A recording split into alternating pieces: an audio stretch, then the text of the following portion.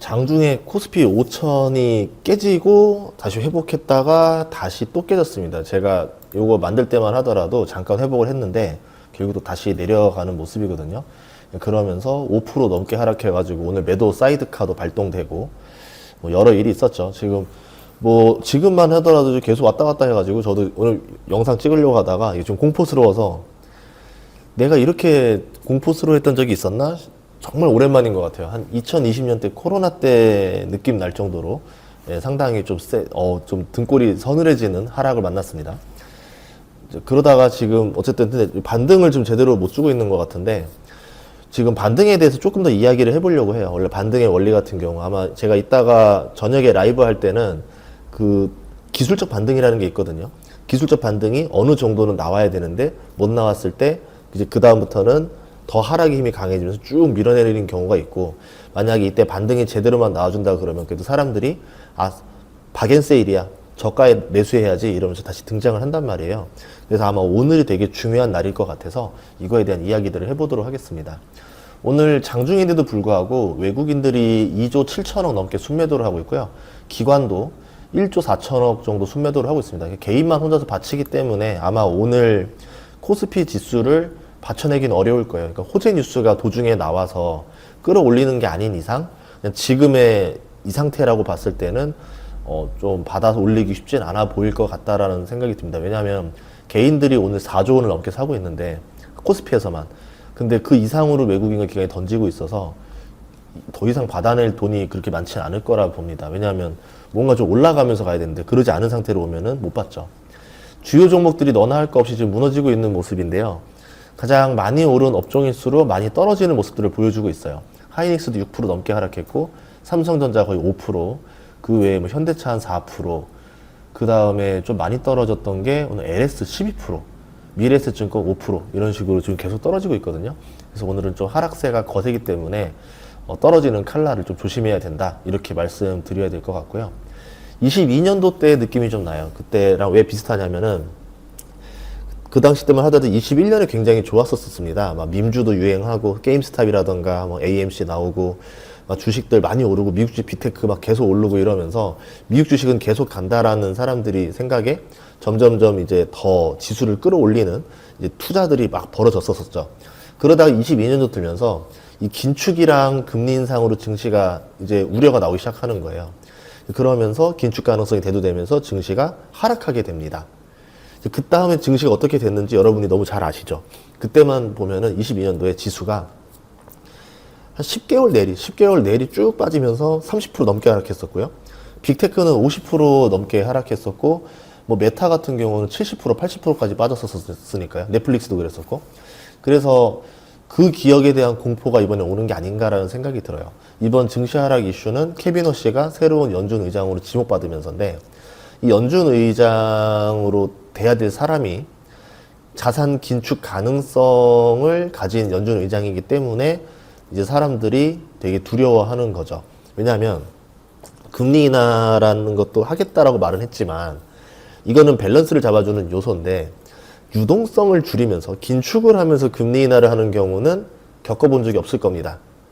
그리고 이 무게중심이 긴축에도 무게중심이 있는 거고, 금리 인하는 이렇게 하면은 될 거야 라는 그런 개념이잖아요. 그렇기 때문에 이게 사람들이 금리 인하 쪽보다는 그 긴축이라는 단어에 더 발작을 일으키는 게 아닌가라는 생각이 들고 있습니다.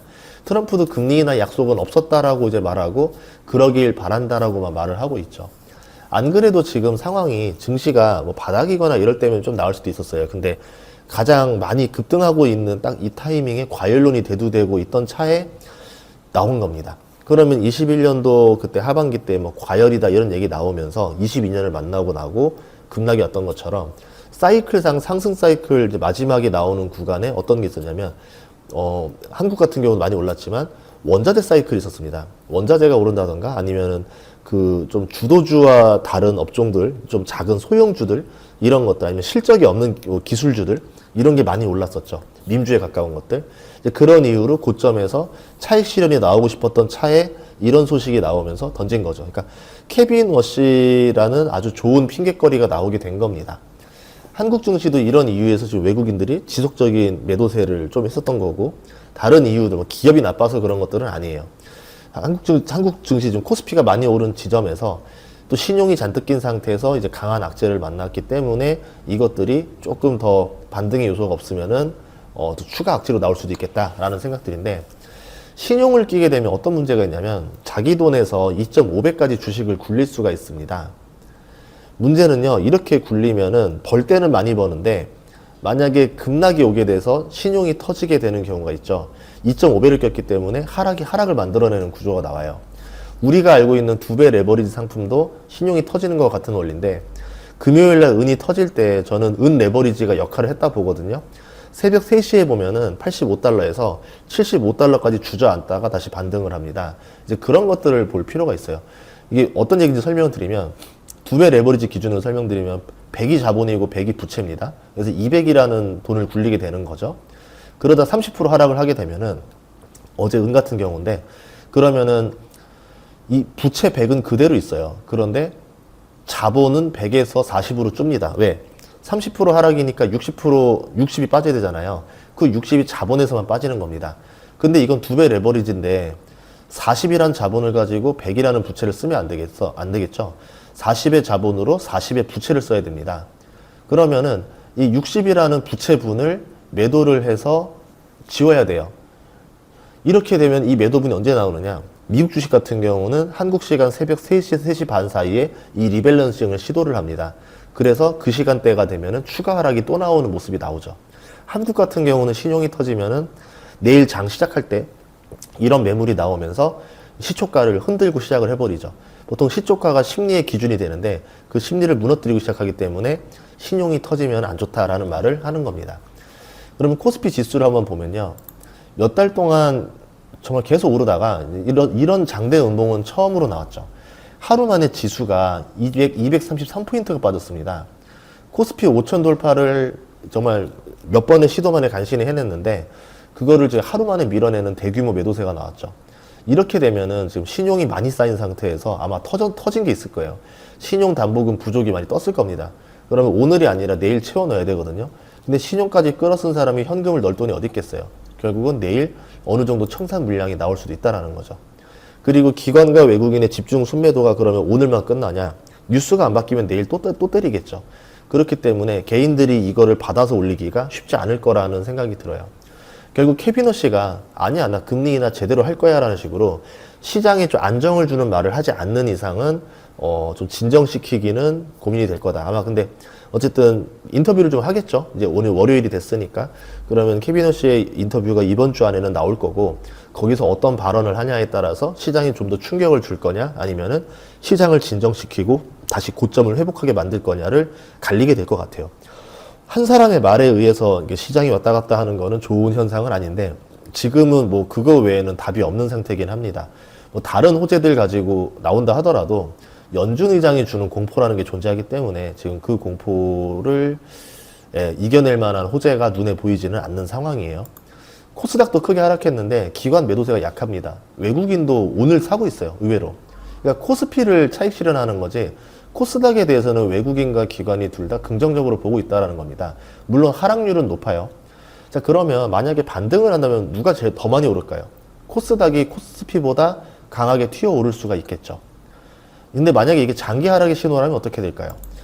실적이 약한 코스닥이 좀 더 크게 하락할 가능성이 존재하게 됩니다. 뭐 초보자분들 이제 좀 주식 시작하시는 분들이 많을 것 같아서 이제 그런 이야기를 드리는 거예요.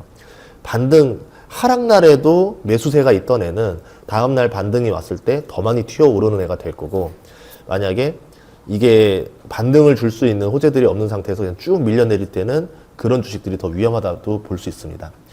키비노 씨가 그 인터뷰를 자주 할 거냐? 자주 하진 않겠죠. 뭐 진짜 많아야 일주일에 한 번, 2주에 한 번 나올까 말까고, 연준 의장으로 취임하기 전까지는 또 그렇게 많은 인터뷰 기회가 있을지 모르겠어요. 자, 그러면 이제 그 발언을 가끔 할 때마다 시장에 영향을 굉장히 주게 되겠죠. 그러면 우리가 이제 바라는 거는 그 사람의 발언이 매파적이지 않기만 바랄 수밖에 없는 겁니다. 그러니까 5월까지는 캐비너 씨라는 존재감만으로도 상승의 두려움을 주는 존재로 있기 때문에 지금처럼 사람들이 조금 더 욕심을 부리는 장이 나오기가 쉽지 않을 수도 있다는 거죠.